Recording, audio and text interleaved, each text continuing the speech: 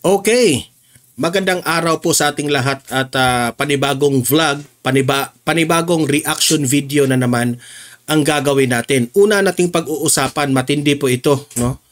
Napahiya itong si Bongbong Marcos dito sa usapin na ito.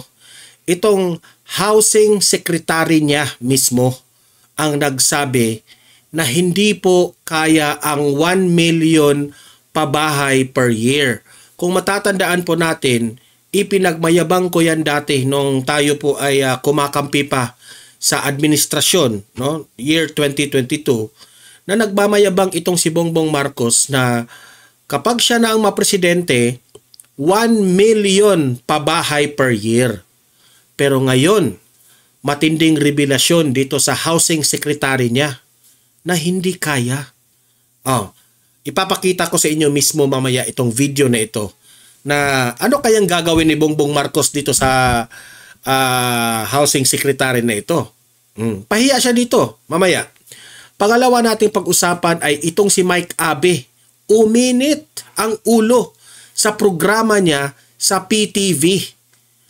Binanatan niya ang sariling administrasyon. Kampi siya dito sa administrasyong Marcos Binanatan niya ang administrasyon Marcos sa patungkol po sa korupsyon. At mismo sa TV station niya, sa PTV dyan, ay meron raw korupsyon na mga nangyayari. At mismo, i-play ko itong video na ito dito sa Donmar TV para alamin natin, para advise natin itong si Mike Abe. Ang tigas kasi ng ulo mo, Mike Abe. Mayabang ka kasi. Dati, hinahangaan kita noong ikaw ay nasa SMNI pa. Pero, dinisrespect mo si Pastor Apollo Kibuloy. Binastos mo siya. Nag-walk out ka in front of the sa programa mo.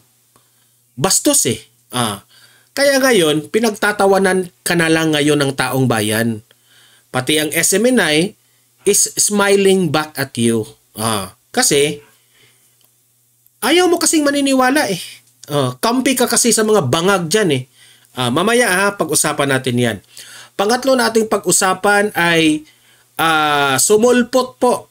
I think last ko na itong ipapakita itong isang vlogger, political vlogger na nag-expose dito sa mga pictures ng mga diskaya na meron po siyang mga pictures sa iba't ibang mga politicians like ni Mayor Isko Moreno, pati mga sekretary.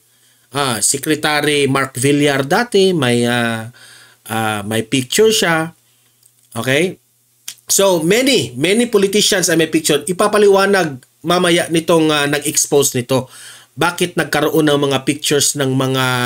Pati nga si Secretary Bonoan, may pictures rin sila, itong mga diskaya.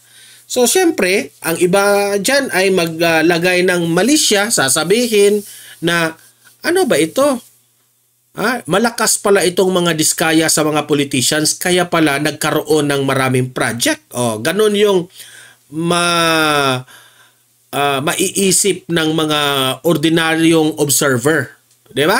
Mamaya, pag-usapan natin yan. At pag-usapan rin natin itong mga rallyista, no? Na hindi ito DDS na mga rallyista lilinawagin ko lang na hindi po ito mga DDS na mga rallyista. Kinalampag ang gate ng mga diskaya. Which is ako naman sablay yun Bakit naman nyo ididiin lahat ang sisi sa mga diskaya, no? At sinira pa nyo yung mga properties nila dyan. Talagang utak nito, mga ano talaga? Ito mga nagrarally ba? Mga utak talaga? Kalaban ng gobyerno. Hindi naman ganyan ang mga DDS magrarally Hindi ididiin natin sa mga contractors lang. Ang ididiin natin dito, yung government officials na nagkaroon dito ng projects. Bobo pala kayo Bakit diskaya lang ang idinidiin nyo tapos naninira pa kayo ng mga properties? Ganyan lang ba kababaw ang inyong mga isip, Sa bagay, mga yellow cards. Okay, so yun po ang mga mainit na pag-uusapan natin ngayon. Pero bago ang lahat guys, help me po muna na i-like at saka i-share itong video na ito para guys kakalat ito sa taong bayan. Okay? O, sabay-sabay muna tayong mag-like and share sa Donmar TV. Itong video na ito, like and share. 1, 2, 3, go! Okay, naka-like and share na ba lahat? And also guys, sa mga bago pa lang dito sa aking channel, mag-subscribe na po kayo para lagi kayong updated sa ating mga balita. And at the same time, yung mga cellphone ninyo, ma-notify yan kung meron tayong breaking news, bagong uploads, o kung nagla-live ang ating channel. Ma-notify kayo lahat dyan. Kaya mahalaga po na mag-subscribe tayo sa Donmar TV. 1, 2, 3, go! Ayan, nakasubscribe na ba lahat? Ganito po kapalpak ang administrasyong Marcos. Ganito po siya kayabang na wala naman siyang ginawa. Kung matatandaan natin, year 2022, nagmamayabang siya na tutulungan ko ang mga mahihirap. 1 million, magkaroon po tayo ng 1 million pabahay per year. Utot mo, Bongbong Marcos. At kami naman, dati, naniniwala naman kaming mga vloggers, grabe, ang galing ni Bongbong Marcos, 1 million pabahay per year. Yun po ang nangyari. Pero heto ang katotohanan. Mismo ang housing secretary niya, ito na ang sinasabi ngayon.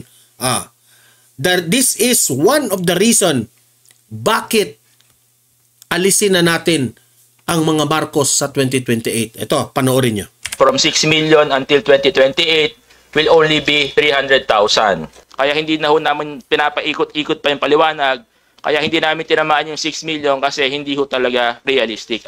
Sino pong nag-set ng unrealistic target na yan in the first place? Tumatawa na lang si Secretary. Kung pwede palang sabihin niya, sino pa ba? Di si Bangag Marcos. Si Bongbong Marcos. Diba?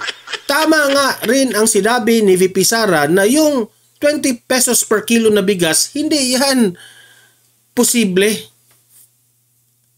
Hindi talaga kaya yan. Pati dito, magaling kasi siya magmamayabang. Hindi ko nga maiintindihan na itong mga loyalista, ang kanyang mga supporters, itong mga bangag niyang mga tanso vloggers na Mike Abe, Sangkay Janjan, ibilib na bilib dito kay Marcos. Bobo ba kayo? Halata na Sige nga, Sangkay Janjan, Coach Jarrett, Mike Abe, ipaliwanag nyo ito Nagmamayabang kayo dito dati ng 1 million pabahay per year. Anong nangyari? Mismo sekretary niya ang nagsabi hindi kaya. Ang naitayo lang, alam nyo ba kung magkano ang natayo lang? 6,000 na pabahay lang ang natayo hanggang ngayon, 2025. 6,000. Hindi nga umabot ng 10,000. Magfo 4 years ka na panunungkulan dito sa bansa natin, 6,000 lang pabahay. Pero ang promise mo, 6 million. Pagkatapos ng termino ko, 6 million na pabahay na ang maitayo. Utot mo, bangag ka talaga. Ano kayang nasa isip nitong presidente na ito? Bangag talaga. Tapos, nagmamayabang pa si Coach Jarrett. Itong si Sangkay Janjan, si Mike Abe. Bangag rin ang mga pag-iisip di ba? Bangag rin Yung ating pinapangarap na 1 million homes a year. Layunin po ng programang ito na... Diyan ka kasi magaling. Nauna kasi yung yabang mo Yung 5,500 flood control projects na pinagmamayabang mo. Anong nangyari? Palpak. Yung pinagmamayabang mo 20 pesos per kilo, anong nangyari? Palpak. Heto na namang pabahay na 1 million pabahay per year na a total of 6 million pabahay pagkatapos ng termino mo, palpak rin. Palpak ka, palpak, Marcos. Palpak ka, palpak. Kapag patayo ng 1 milyong pabahay sa bawat taon ng aking termino bilang Pangulo. 10 months, nag 1.2 million na si Sec Jerry. Tignan natin. Malaking kumpiyansa ko kasi nung nasa private sector. Sinungaling. Tama nga sinabi ni Leni Robredo. Ano masasabi niyo? Una, sinungaling. Pangalawa, sinungaling. Pangatlo, sinungaling. Sinungaling ka. Siya nagagawa na talaga eh. Layunin po natin na magpapatayo ng 1 milyong pabahay kada taon hanggang matapos ang aking 6 na taong termino bilang Pangulo. Before we proceed, I just want to clarify. Listen, the original target of 6 million housing units by 2028 of the 4PH or the Pambansang Pabahay para sa Pilipino program, our new target for 4PH alone will be 300,000. Yung 4PH target po natin, uulitin ko, instead na magta-target sila ng 6 million, 300,000 na raw ang target nila ngayon. Ewan ko na lang kung aabot ng 300,000. Kasi sa ngayon, ang natayo pa nila, 6,000. Palpa ka, Marcos? 6 million until 2028 will only be 300,000. Ang nagagawa po, ang nat-turnover po ng 4PH as of today is around 1,900 units. Sorry. Mali pala ako. Mas lalong bumaba. 1,900 lang pala. My God! 1,900 lang ang naipatayo. My God, Marcos. 1 million pabahay pa yung pautot mo, ha? Tingin. 1 million pabahay pa yung pautot mo, ha? That's the real number po ng 4PH. Real number. 1,000 pa, 900 ang may paitayo. Ang target po ng 4PH is 6.5 million home. Mr. Chair, ang target po ng 4PH na dating 1 million units per year in 6 years na 6 million ay 300,000 na lang until 2028. Okay, how do we explain the reduction to the people? Ba't po natin binaba? Number one, ito po, Mr. Chair, nandito na tayo sa makatotohanan. Ano? This is the realistic Secretarian. Number, no, na hindi rin naman madaling makuha, honestly, no. Pagka hindi natin ginandahan yung programa natin, kahit itong 300,000 hindi natin ito ma-achieve. So ito talaga, to answer you, ito lang talaga yung kaya 300. Whether we like it or not, we have to be transparent about this, na hindi na namin tatamaan yung previously target na 6 million. So you have set a more realistic target na. Yes, Mr. Chair. Opo. And the main reason na hindi po na-achieve yung target? Ang unang-una po, producing 6 million units in 6 years is very challenging. Kahit buhusan natin ng pera yan, in reality, hindi po natin magagawa yan kasi wala naman tayong kapasidad, yung mga developers, contractors, and others na suportahan yung 6 million units in 6 years. Kaya hindi po talaga realistic yung 6 million na target na yan. Kaya hindi na ho namin pinapaikot-ikot pa yung paliwanag. Kaya hindi namin tinamaan yung 6 million kasi hindi ho talaga realistic. Ang realistic lang po namin nakikita ngayon, considering yung capacity ng mga contractors, developers, and yung demand side natin is only 300,000 comprised of all the modalities of the expanded 4PH. Thank you, Mr. Chair. Sino pong nag-set ng unrealistic target na yan? In the Si first Bongbong place? Marcos. Nadatnan ko po yan na 6 million. No? So, Ayaw niyang aminin, ha? Ayaw niyang sabihin kasi ayaw siguro niyang mapahiya si Bongbong Marcos. Ha? anyway, moving forward, pinaliwanag ko po kay Presidente, Mr. Chair, na ito yung realistic. At the same time, hindi rin po ito madaling ma-achieve. This is a very challenging number. 300,000 itself is a challenging target, Mr. Chair. 1 million homes a day, a year. Sobra na. 1 million a day pa yung utot mo? Kakahiya siya, no? Challenging target, Mr. Chair. 1 million homes a day, a year. Sobra naman yung... Kasi tama ka eh. Ano kasi, Bongbong Marcos? Dahan-dahan kasi, lagi ka kasing nagpupulburon dyan eh. Di ba? Iwasan mo na yung pulburon. Matamis kasi yung pulburon eh. Pulburon ba? Yung pagkain na pulburon. Huwag ka na magpupulburon. Magano yung utak mo dyan. Magdadry yung utak mo. From 6 million until 20... So, ano masasabi ko dito? Lilinawin ko dito sa Donmar TV. Huwag na kayong umasa sa 1 million pabahay per year.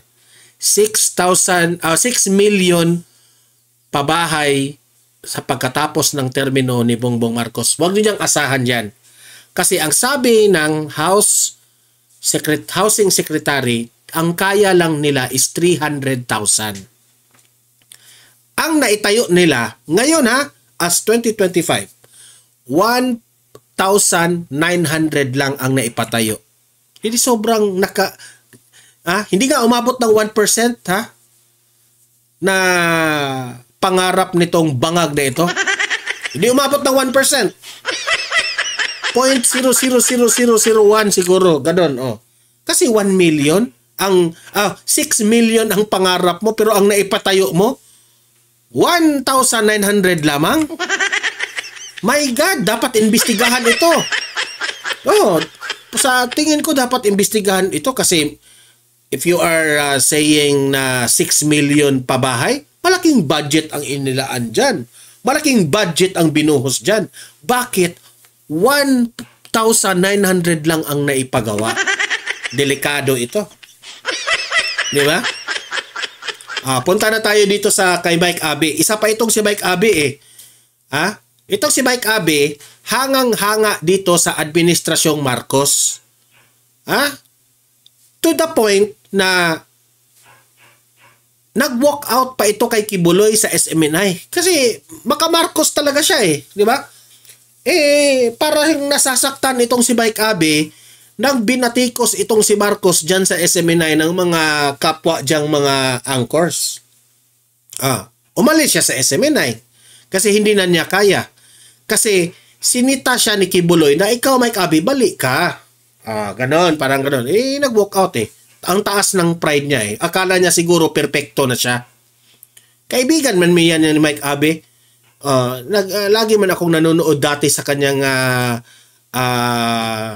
vlog at nanonood rin siya sa aking mga pinopost na mga videos dati. Nire-recognize niya ako. Tapos every time na mag-comment ako sa kanyang vlog ay talagang pinapansin niya ako, no? Pero noong time na parang nasira na ang utak nitong si Mike Abe na parang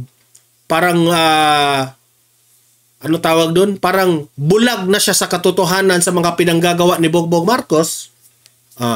Umiwas na ako na manood sa kanya.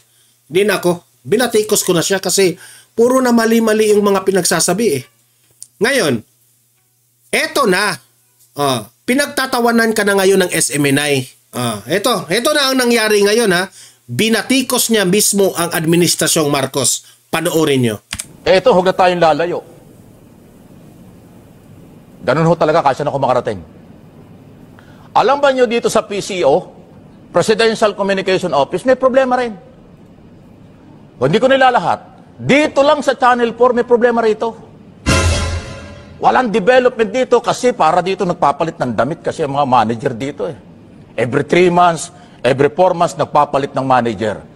Ayaw mo kasi maniniwala Tigas kasi ng ulo mo Mike Abe. Kaya walang nagagawa, walang development. Pero may pondo, may budget. Nasaan ang budget? Timigil kayo Marami nakakarating sa akin. May corruption dito sa estasyong ito. Papangalanan ko kayo pag nalaman ko yan. Wala akong pakialam sa inyo. Kaya good morning, Secretary Dave Gomez. Sir, gumalaw-galaw ka naman. Puntahan mo ang mga opisinang nasa ilalim ng PCO. Meron ding corruption yan. Ang magagalit, guilty. At magalit kayo, mag-guilty kayo, wala akong pakialam sa inyo. Sobra na Saan ka naman nakakita ng, naku, sandali. Gusto niyo bukahin ko na?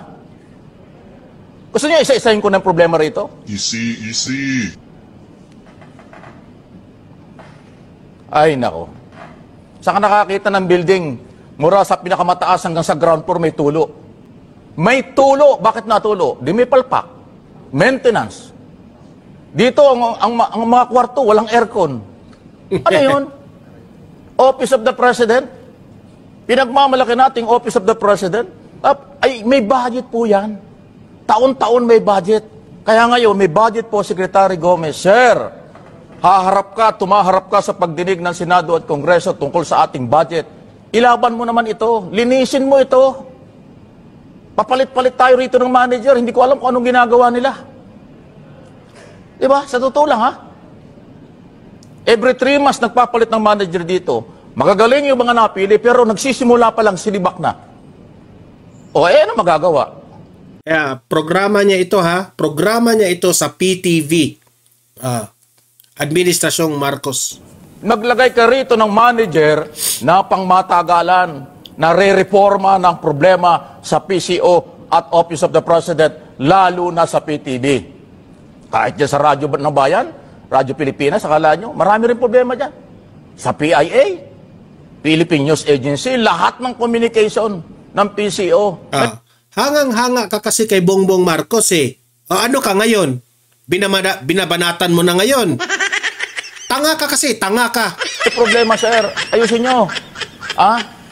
Hindi lang ang pagpapatunay lang po ito, mga kaibigan, na hindi lang ang DPWS ang may problema sa paggamit ng pera, paghawak ng pera, proposed project at budget every year. Maraming ahensya ng gobyerno ang may ganyang problema. Sa totoo lang, sayang ka, Mike Abe. Sayang ka. Ano kasi, malaki kasi ang believe mo kay Bongbong Marcos. Naging idolo mo na kasi. Hindi ka na to, naging bulag ka na sa katotohanan kasi idolo mo mga Marcos eh. Ano ngayon? Ano ngayon? Pati ikaw na biktima rin. Deserve. Isa-isahin ko yan pag dumating ang araw. Inuna ko lang, baka sabihin niya naman nakikinig. Hindi raw sila nabigyan ng allowance na nag-promise sa kanila. Nabiktima ka rin, di ba? Kasi believe ka kay Marcos eh. Deserve. Sabi ko na sa'yo, itong administrasyon na ito, walang leadership. Lahat na nagkukurap kasi hindi sila takot ni Bongbong Marcos. Binabanatan mo kami. Ayaw mo kasing maniwala eh. Pero yung opisina mo, hindi mo nasisilip. Ayan, inuna ko. May problema kami rito. Baka sabihin nyo, Mike, manalaming ka. Yan ang ginagawa ko. Sasabihin ko kung saan ako nandoon. Alam mo, Mike, puro ka lang yabang eh. Puro ka lang yabang. Yabang ka na naman, binabanatan mo. Pero ang totoo, bulag ka sa katotohanan ni kay Bongbong Marcos. Yun ang totoo. Mayabang ka lang. Sasabihin ko kung ano nangyayari bago ko sabihin ng iba. Para hindi nyo masilip na may pinagtatakpan tayo. Office of the President ito pero hindi alam ng Pangulo. Maraming problema, sir. Pakiayos lang po. Dahil kaya... Banatan mo si Bongbong Marcos. Hindi lang yung Dave na yan. Banatan mo. Takot ka. Totoo ba? Maraming mga sabi ng mga vloggers ha. Wala akong kinalaman dyan ha.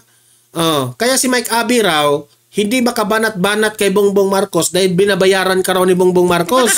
Gaano yan katotoo? Nagtatanong lang kami ha. Banatan mo rin si Bongbong Marcos para masabi namin na ikaw talaga ay hindi ka bayad na vlogger. Di ba? Kasi ako noon dati hangang-hanga ako sa iyo eh. Kasi you are for the truth. Pero ngayon, nang si Bongbong Marcos ng presidente, hindi ka nga makabanat ni Bongbong Marcos sa kanyang kamalian. Di ba? Tuloy-tuloy tayong pagbabayad ng buwis, bilyon-bilyon, trilyon ng budget natin taon-taon, alang-walang nangyayari. Nakakahiya tayo, sa totoo lang. Ulit ko, ang magagalit sa sinasabi ko, guilty. Kung galit kayo sa akin, bahala kayo sa buhay nyo. Okay? Wala, sobrang... Sana magising-gising ka na rin. Yan ang start ng paggising mo, Mike Abe. Gumising ka na ha. Sa tingin ko, nagising-gising ka na eh. Di ba? Ayaw ko ng plastikan, ayaw ko ng budol, ayaw ko na nagsisinungaling. Ayaw Gusto mo ko kasi yung maniwala totoo. eh. Dito sa Mike Abe Live. Batikos ka pa sa mga Duterte pag tama, ha. Pag mali. Mayroong korupsyong nangyayari kahit sa opisina ng gobyerno. Kahit dito. Kala nyo, hindi ko alam yan. Ang isang kalukuhan niya rito, tapos na. Kailan ba nag-eleksyon? Nangako sila, nagpapirma ng mga dokumento. May allowance daw mga tao rito. Masasarap na ang buhay nung nahalal. Wala pa yung allowance. Nasaan ang pera? Maliwanag kayo. Nasaan ang pera ng mga tao? Pinapirma nyo ng dokumento, may allowance yung mga news anchor dito sa PTV nung last election. O ano nangyari? Deserve mo yan kasi hanga ka kay Bongbong Marcos eh. Deserve mo yan. Ano kailan ba nag-election? Mayo. Di ba? June, July, August, September, 4 na buwan. Bariyang pera, hindi pa nyo mailabas. Bakit nangako pa kayo kung hindi nyo kayang ibigay? Korupsyon yan habang nadidelay. Ang korupsyon, i-delay mo ang proyekto, i-delay mo ang pag-release ng budget, korupsyon yan. Kahit hindi mo nakawin, part yan ng korupsyon. Kasi dinidelay nyo. Bakit? Nasaan ang pera? Ito, huwag na tayong lalayo. So, yun po nangulit na At least, sana kasi kaibigan ko to dati Hindi ko lang alam kung kaibigan pa ba kami ngayon. Ay, nako. Sana, Mike Abby ito lang masasabi ko. If you are willing na makipagkausap sa akin, usap tayo. Pero hindi ako makipagplastikan sa'yo. Deserve mo yan na nagalit ka sa administrasyong Marcos. Sana sir, magising-gising ka. Matauhan ka. Banat kasi ka ng banat ng mga Duterte Hindi mo alam na yung hinahangaan mo na mga Marcos, sobrang matindi po ang mga pinagagawa. To the point na wala nang takot ang mga government officials dito sa hinahangaan mo. Ayan tuloy. Nabiktima ka rin sa sarili mong idol, di ba? Deserve. Kung gusto mo, debate pa tayo, Mike Abby. Friendly debate lang Friendly debate. Papasok ako sa live mo, tapos usap tayo. Kung di ka sang-ayon sa opinion ko, di ka sang-ayon. Ako rin, di ako sang-ayon. Usap tayo.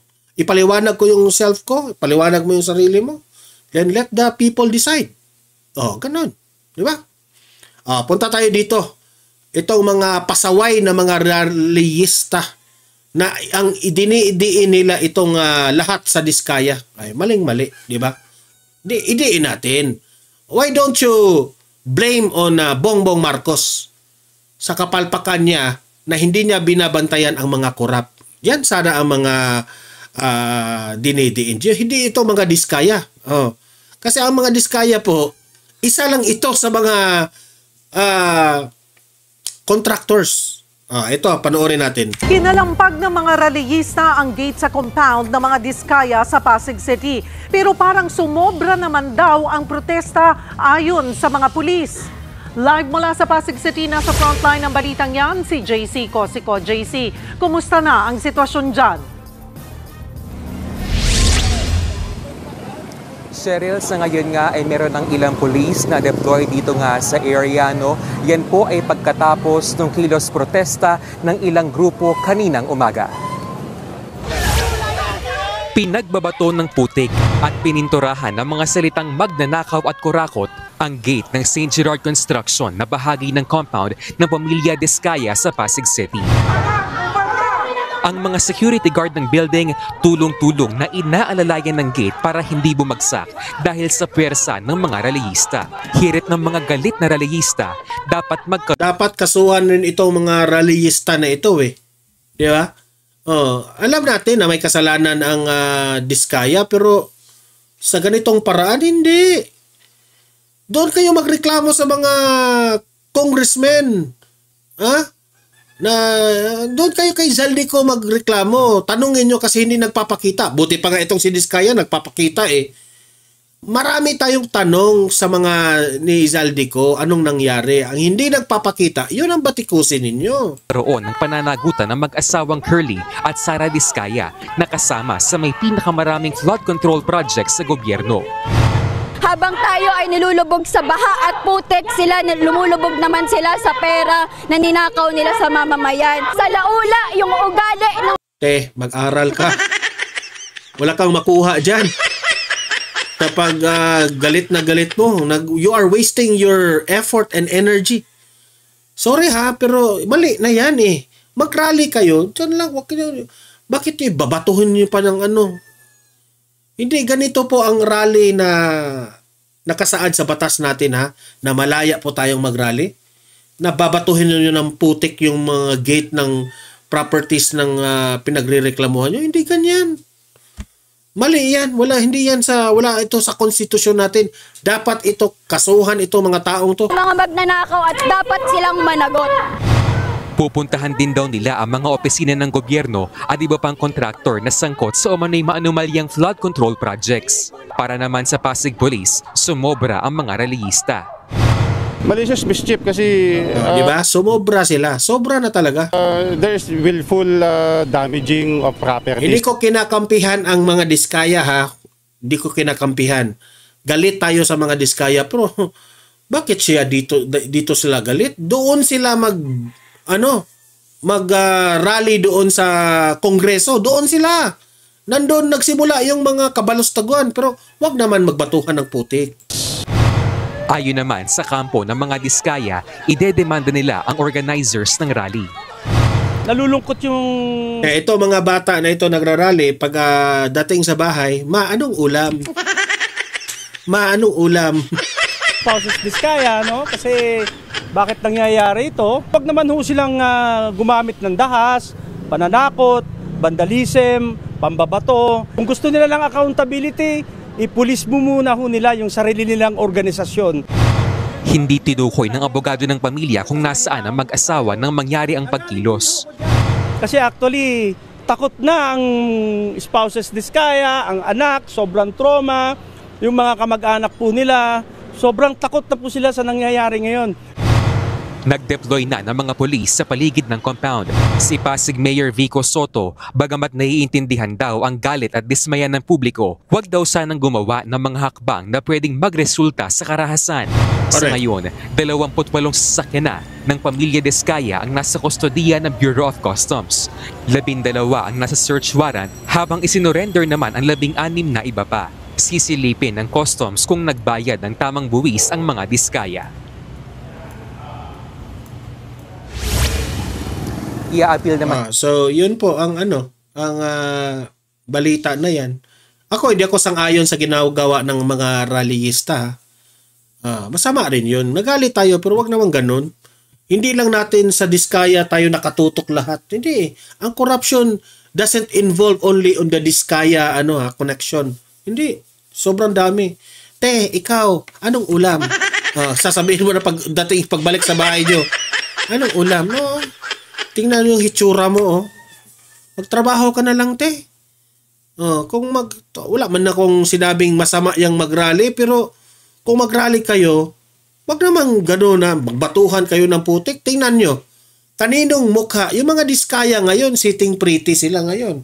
Nasa aircon, na marangyang kwarto. Kayo, tingnan nyo. Sarili nyo.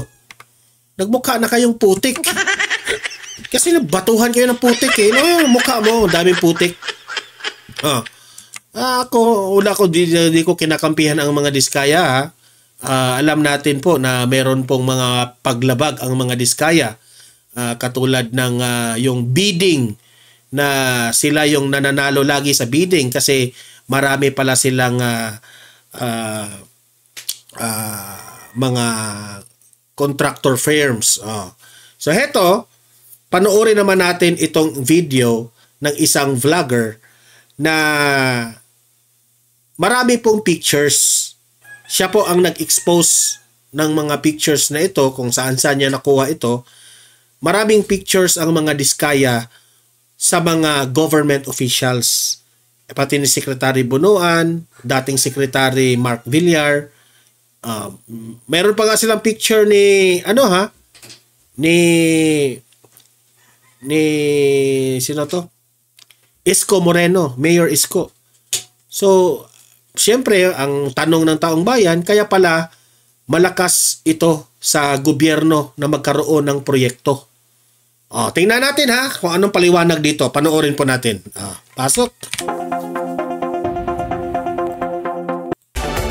So, simulan natin dun sa pasabog mo sa social media. Yung mga pictures of the Diskaya couple with certain politicians and DPWH officials, both former and current. Can you tell us, okay, let's talk about the photos here. One, sila Diskayas with Congressman Franz Pumaren. Ito, nakikita natin dito. And then we have the Diskayas with former DPWH Secretary and now Senator Mark Villar. Tapos the Diskayas with DPWH Secretary Manny Bonoan. And the Diskayas with Mayor Isko Moreno. Yan. And isa pa, the Diskayas with Mayor Henry Villarica. Of Villarica Pawn Shop. Yes. Sa kanya ba yung Villarica Pawn Shop? From what I know, yes. From their family. So, una, saan mo naman nakuha tong mga photos na to? Paano mo sila nahalungkat? Well, if you look at yan, isa yun, Curly Discaya at Mamu Prime Podium, merong nag-send, siguro mga friends, FB friends ni Sir Curly Pinadala Discaya. sa'yo? Swerte lang ako talaga na I think because of my previous commentaries, may mga nagtitiwala, no? Hindi lang one source, multiple sources. So, binat ko naman din yan, tiningnan ko naman kung... hindi naman mukhang AI generated. Saan galing, opo. And, of course, we asked some friends who know people, and sabi naman nila may birthday party si Sara Discaya, ganyan. Yung ibang pictures dyan, birthday party ni Sara Discaya. And then yung iba is office nila sa... St. Gerard sa Pasig. Yung kaka-raid lang at saka yung mga na-feature kay Ma'am Corina, na-feature kay Sir Julius. So, chinek ko naman, okay, it looks legit. Siyempre, mukhang hindi naman AI. No? Well, yung kay Mayor Villarica, mukhang sa opisina niya to kasi nakalagay nga City Mayor. Yan, yung mga pinost ko kasi, yung mga parang talagang mukha namang legit at vetted because yan yung itsura ng opisina naman nila.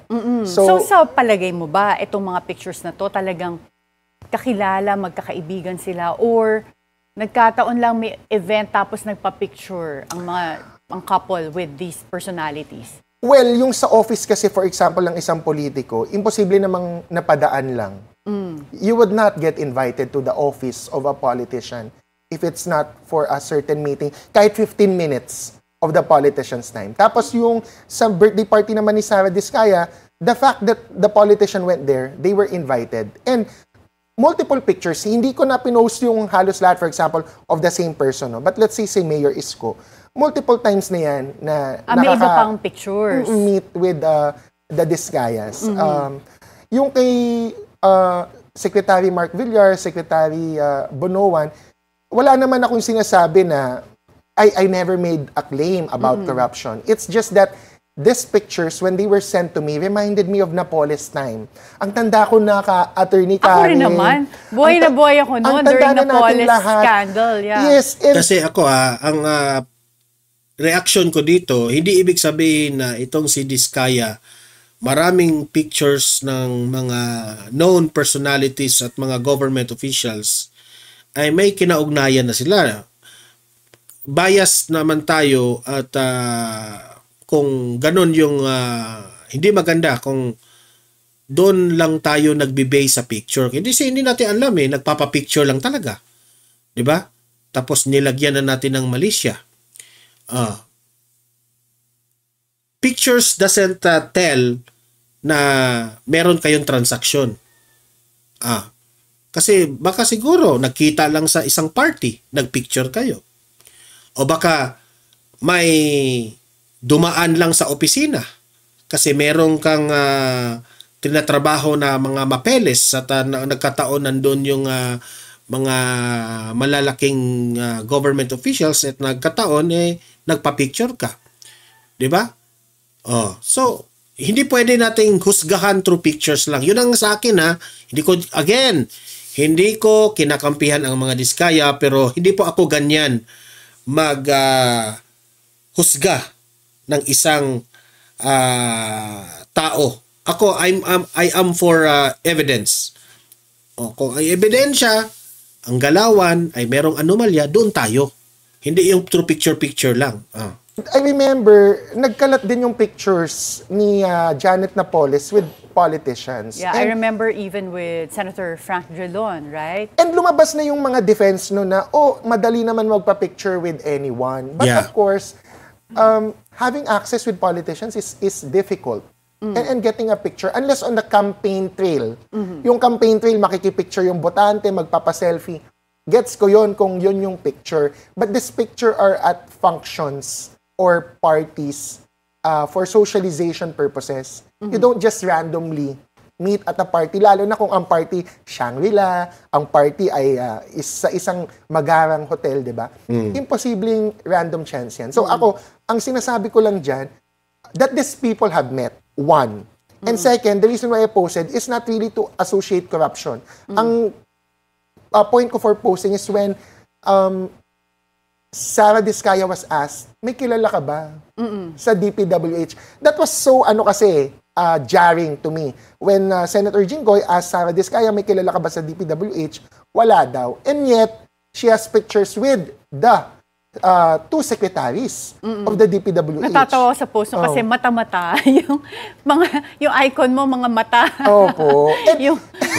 And kasi parang, syempre, itong personalities na to, pag lumabas yung picture, maano din sila, nako, sabi niya, wala siyang kilala sa DPWH. And yet, she has pictures with me. So, yun yung mata-mata. And the people who sent me these pictures, I think, are of the same mind, na merong hypocrisy or lie behind the claim na wala akong kilala sa DPWH. And yet, may picture ka with the current secretary who is now resigned, Manny Bonoan. Yeah. And the previous secretary just before, Manny Bonoan. Oo. So, but what does this say about this investigation, the credibility of the investigation? Because right now, ang nasa focus ay yung mga Diskaya. But we already...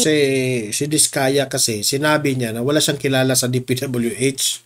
Ayan, lumitaw ito mga pictures na ito. We have had previous exposés even from Mayor Benji Magalong, from Senator Ping Lacson, na ang pinakamalaki do ang nakukuha ay yung mga politicians. We've already had, 2 Senate Blue Ribbon Committee hearings, 1 from Infracom and Public Accounts sa Congress. Pero kahit ngayon, ni isang kongresista or senator, wala pang natanong. So, where do you see this going in terms of accountability? Totally zero credibility ang Senate tsaka House as institutions, no? There are some bright lights or rays of hope. For example, si Senator Risa, si Congressman Chel, because you can see walang conflict of interest. Diba? Unfortunately, even if mag-grandstand si Senator Bongo, Senator Joel Villanueva, Senator Jinggoy, hindi sila as credible to us, no? The reason why I point that out, for example, si Congressman Chel, hindi natanong sa Senado, nando na sa hearing si Lawrence Lobiano. Hindi siya natanong at all. It took the lower house, kasi nga wala namang Senator Chis Escudero sa lower house, it took Congressman Chel to ask about the donation, the 30 million. So walang credibility yung Senate kasi ando na yung resource person, hindi mo tinanong about conflict of interest, right? Sa House naman, may zero credibility aside from, again, mga isolated cases like Chel Jokno. Zero credibility because the main issue, as Congressman Toby Chanco points out, but we have reservations, I have reservations about Congressman Toby Chanco, no, and other congressmen, we have to ask the root of the problem, which is the budget insertion, and the chairman of the Committee of Appropriation. So zero credibility din sila. It's good that you brought that up because in the House hearing, nag-motion si Congressman Erice na ipatawag si Congressman Zaldico as the former chairman of the Committee on Appropriations. And Senator Grace Poe.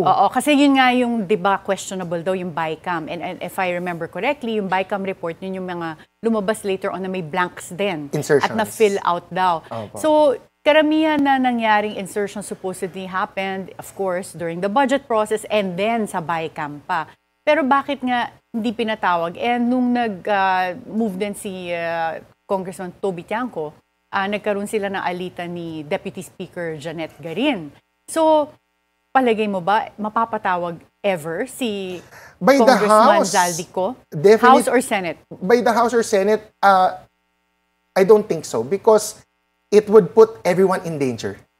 It would put all senators and congressmen in danger that they can be resource persons who should take an oath and can be forced to answer any question. Otherwise, mako-contempt sila. So, syempre, yung mga congressman, kapwa congressman, hindi natin to gagawin sa sarili natin. Nakaupo pa si Zaldico eh. Ang nakakaloka nga yung kay Senator Grace Poe because she's now not incumbent. Siya yung mas kawawa if mapatawag siya. And yet, I know for a fact na wala siyang kinalaman dito. Kasi how do you know that? She was actually bypassed. Well, Politico PH and other media articles have pointed out na she was bypassed by the Senate President. So actually, kung may... naniniwala ka naman. Ipapatawag for the budget insertion. On the counterpart sa House, si Zaldico dapat. Sa Senate, it should be Senate President Chis Escudero. Itong vlogger na ito, ang komentaryo ko lang sa kanya, bias rin agad kang nag-decide na wala siyang kinalaman. Imbestigahan natin lahat. bago natin sabihin na wala siyang kinalaman. Di ba? It's documented na siya yung nag-handle nung budget insertion on behalf of the Senate. It's a good thing na nilabas niya ito mga pictures na ito, pero no? Kasi sinabi naman ng mga Diskaya na wala silang makilala sa DPWH, tapos binuking dito sa mga pictures na ito. Pero the rest of the kanyang opinion, parang hindi ako sang-ayon sa mga opinion niya eh. Diniscredit pa nga niya yung ibang mga Duterte na mga senators, di ba? Parang nafe-feel ko na yellow. May pagka-yellow ang puso nito eh. Ayaw ko nang tapusin siya, mga useless, walang tayo makuha sa kanya. Ang sa akin lang nakafocus tayo dito sa mga pictures ng Diskaya. So, kayong mga audience ko dito sa Don Mar TV, libre kayong mag-comment, mag-react sa mga pinag-usapan natin ngayon, no? At usap-usap tayo sa comment section, ilatag nyo ang mga argumento nyo at yan, pag-usapan natin. Sa comment section yan, ha? Paki-like, paki-share sa mga nanonood ngayon sa Don Mar TV, ha? Para guys, kakalat ito sa taong bayan and malaman ng taong bayan na malaki pala ang problema ng Pilipinas. Ayan. So, sa mga ngayon lang nanood sa aking video dito sa aking channel, this is your first time, please subscribe sa Don Mar TV. Okay. Libre lang po ang subscription sa YouTube, walang bayad yan. Okay? Updated pa kayo. See you in my next video. Have a great day, have a great night. God bless po sa ating lahat. Mabuhay ang Pilipinas and God save the Philippines. Bye-bye.